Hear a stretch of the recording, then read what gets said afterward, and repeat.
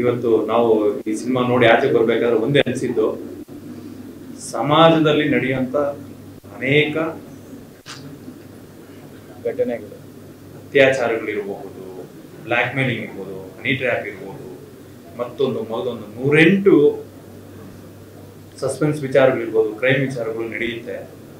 ಅದಕ್ಕೆ ನ್ಯಾಯ, ನೀತಿ, ಮತ್ತೊಂದು ಅಂತ ಹೋದಾಗ ಎಲ್ಲೆಲ್ಲಿ ಏನೇನಾಗುತ್ತೆ, ಅದಕ್ಕೋಸ್ಕರ ಯಾವ್ಯಾವ ರೀತಿನಲ್ಲಿ ಪರದಾಡ್ಬೇಕಾಗುತ್ತೆ ಅನ್ನೋದೊಂದು, ಮತ್ತೆ ಒಂದು ಸಮಾಜ ಕಳಕಳಿ ಇಟ್ಕೊಂಡಿರೋಂಥ ಮಾಡಿರೋಂಥ ಒಂದು ಸಿನಿಮಾ ಇದು. ಸಸ್ಪೆನ್ಸ್ ಥ್ರಿಲ್ಲರ್ ಅನ್ನೋದು ಸಿನಿಮಾ ನೋಡಿದಾಗ ಗೊತ್ತಾಗುತ್ತೆ, ಅಷ್ಟೇ ಬಿಟ್ರೆ ಮುಖ್ಯವಾಗಿ ಹೇಳ್ಬೇಕಂದ್ರೆ ಅದು ಮೇನ್ ಸಮಾಜ ಕಳಕಳಿಯ ಸಿನಿಮಾ.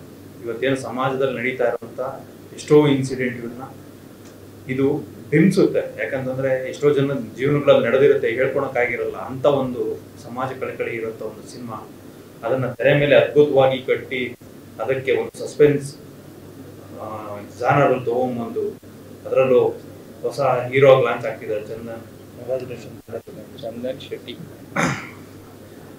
ಹಾಗಾಗಿ ಪ್ರತಿಯೊಬ್ಬ ಪಾತ್ರಧಾರಿಗಳು ಅಷ್ಟೇ ಸಿನಿಮಾದಲ್ಲಿ ಜೀವ ತುಂಬಿ ಅಭಿನಯ ಮಾಡಿದ್ದಾರೆ.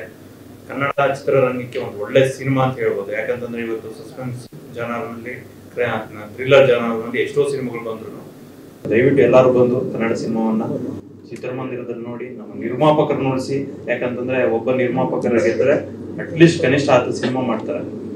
ನಿರ್ಮಾಪಕರೇ ಗೆಲ್ಲಿಲ್ಲ ಅಂತಂದ್ರೆ, ಸಿನಿಮಾನೇ ಗೆಲ್ಲಿಲ್ಲ ಅಂತಂದ್ರೆ ಹೊಸ ನಿರ್ಮಾಪಕರು ಬರ್ತಾರೆ, ಹೋಗ್ತಾ ಇರ್ತಾರೆ. ದಯವಿಟ್ಟು ರಿಪೀಟ್ ಪ್ರೊಡ್ಯೂಸರ್ಸ್ ಬೇಕು ಅಂತಂದ್ರೆ ನೀವು ಸಿನಿಮಾಗಳನ್ನ ಗೆಲ್ಲಿಸ್ಬೇಕು. ದಯವಿಟ್ಟು ಗೆಲ್ಲಿಸ್ಕೊಡಿ ಅಂತ ಹೇಳ್ತೀನಿ.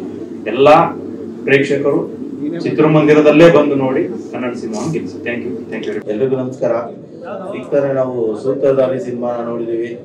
ಸೊ ತುಂಬಾ ಚೆನ್ನಾಗಿ ಎಲ್ಲ ಒಂದು ಟೆಕ್ನಿಷಿಯನ್ ಇಂದ ಹಿಡಿದು ಬ್ಯಾಕ್ ಗ್ರೌಂಡ್ ಮ್ಯೂಸಿಕ್ ಆಗೋದು, ಅಫ್ಕೋರ್ಸ್ ಚಂದನ್ ಶೆಟ್ಟಿ ಅವರು ಮ್ಯೂಸಿಕ್ ಡೈರೆಕ್ಟರ್ ಆಗಿರೋದ್ರಿಂದ ಅವ್ರದೇ ಸಿನಿಮಾಗೆ ಯಾವುದೇ ರೀತಿ ಏನು ಮೋಸ ಮಾಡಿಲ್ಲ.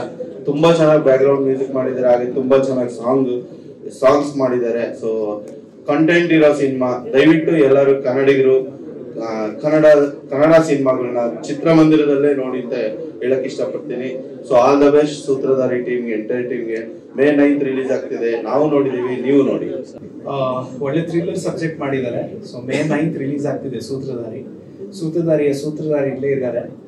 ಚಂದನ್ ಅವರು, ನವರಸನ್ ಅವರು, ಎಲ್ರಿಗೂ ಆಲ್ ದಿ ಬೆಸ್ಟ್ ಹೇಳ್ತೀನಿ. Apoorva all the best and director all the best. ಎಲ್ಲರೂ ತುಂಬಾ ಚೆನ್ನಾಗಿ ಮಾಡಿದ್ದಾರೆ.